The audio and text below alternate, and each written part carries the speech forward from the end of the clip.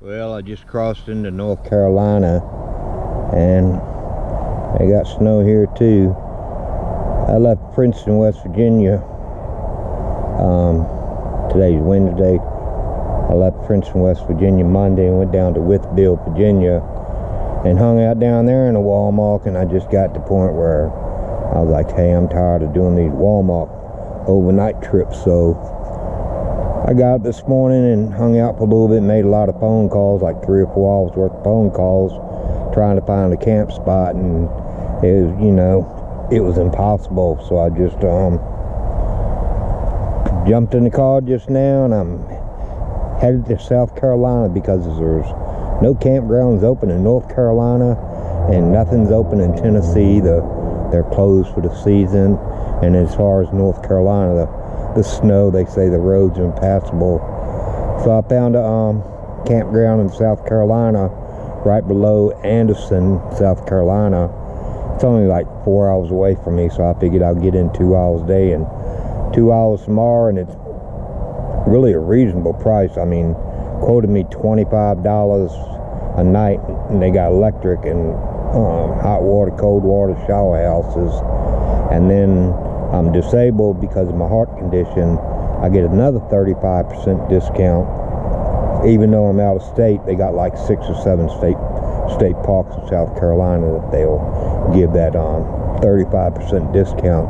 So I headed down to South Carolina because I need to go over to Georgia and see a friend of mine. And Anderson, South Carolina is right there on the border of Georgia and South Carolina. But I missed a lot of places I wanted to stop and see in North Carolina. But I mean, the snow, there's nothing you can do about it. Just Mother Nature. But anyway, that's where I'm headed. And the old Scamp, she hasn't gotten too dirty yet, but parking lot's really not that clean. But I'm in the rest stop. I just crossed into the state. So let me get on down the road, put some miles behind me. I finally outran the snow. I'm in Kings Mountain State Park, South Carolina, and it's a beautiful park. Not that many people in here. I think they got like 100 camp spots, and there's only like maybe 20 campers at the most, but it is really beautiful here. Nice park. I haven't gotten out to look around yet. I had to set camp up because I wanted to get the little poo babies out of the car and get them out in their little playpen and give them some fresh air. But it took me about 35 minutes to set up camp. I usually, first thing I'll do, I'll get here and I'll unhook the trailer and get the trailer somewhat level, because I really never put my stabilizers down the back. In fact, I can honestly say I've never have. And I just haven't. And I usually air the camper out because, you stay in it for a couple of days and you're not, in the cold weather, we couldn't open it up because I was running the heat. Right now, I'm not running the heat. And I'm hooked up to, I have 110 now, so I charge all my batteries on my cameras, and I got my coffee pot so I can have coffee whenever I want to. I love that. That's a great part of it. But I got my first time I ever used this floor mat. I ordered from Amazon someplace. But it keeps all the dirt from getting in your camper. Plus, I got my little doormat right there, and that helps out. It keeps keeps all the dirt and everything out of your camper, and it really does help out. But I'll show you in a minute what everything I got laid out. But like I said, first thing I usually do is unhook the trailer, get it stabilized, get it organized, air the camper out. And then I just start organizing everything, like my coffee pot where I want it. And whatever's in the camper, I'll pack it away or put it where it goes so I can, have sitting room and kick back room, relax. And I hope I have TV because I would really want to watch football tonight. But if I do, I do. And if I don't, I don't. But like I said, Kings Mountain State Park, South Carolina. And believe it or not, it's only $21 a night. That includes electric and water. You can't beat that deal. Because I called around in Tennessee and they wanted close to $35 a night. The reason I came to South Carolina because all the campgrounds in Virginia were closed. Even the national parks were closed. And same thing with North Carolina. And then Tennessee, they wanted an arm and a leg for a camp spot. So So I came to South Carolina because I need to go to Georgia and pick up some shirts I'm having made for me from a friend down in Monticello, Georgia. She also did all these stencil work on my camper.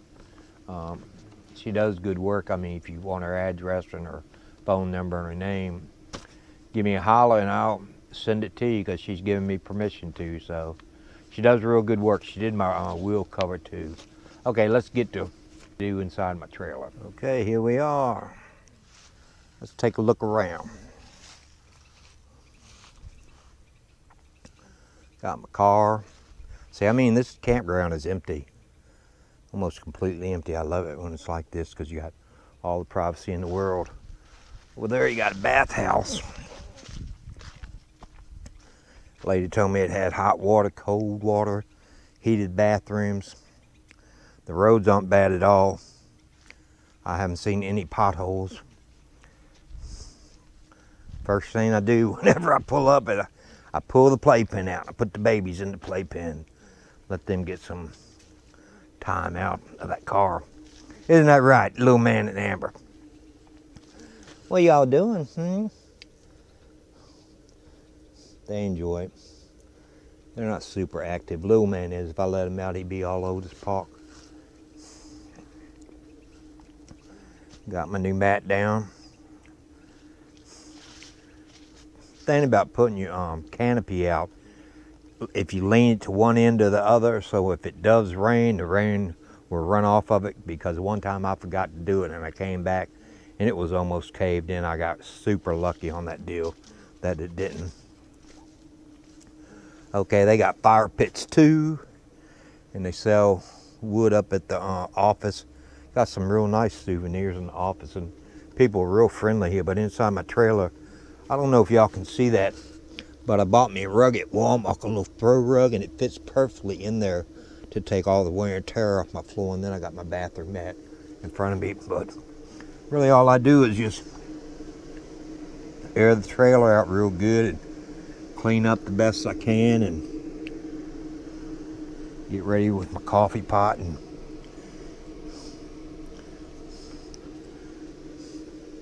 And that's what I do. That's how I set up camp. And like I said, it takes me about 35 minutes to set camp up, and then just kick back and relax and chill out. And we'll have me a fire tonight. Go up there to the office, see how much wood is, and buy me some wood, because I'm pretty sure the wood on the ground is probably pretty wet. But that's how I do it. Okay, you know, after I set up, I'm good to go.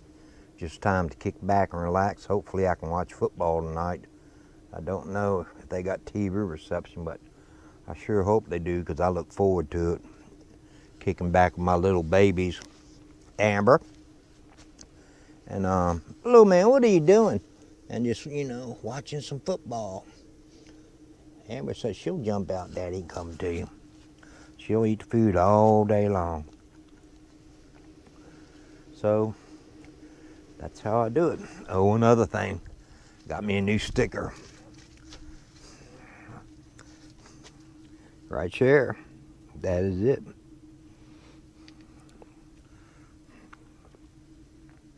Super nice campground.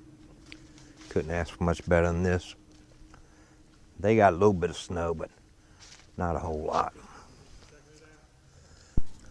Just had a real nice talk with the gentleman.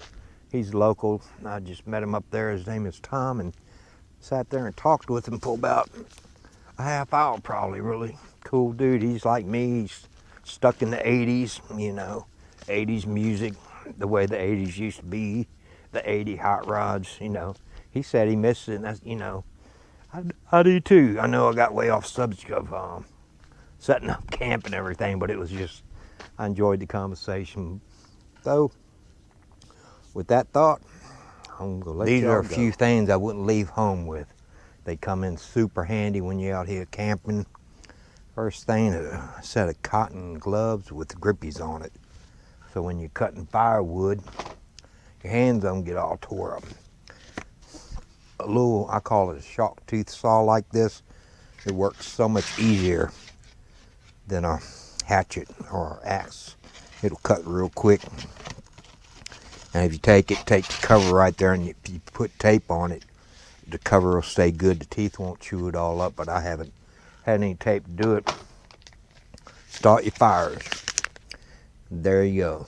I mean, collect twigs and everything too to get your fires started, but this right here, even with damp wood, it'll help you get your fire started a lot quicker. I mean, why pay $7 when I can walk around here and cut up fallen wood? Or another thing, you know, you'd be surprised how much wood people leave at the camp spots.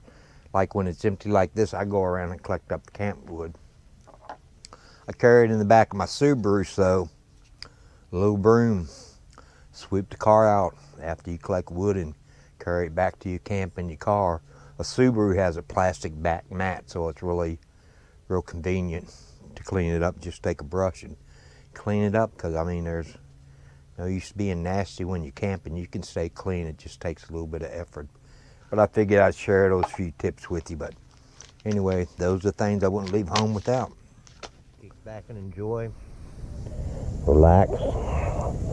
Watch fire burn down.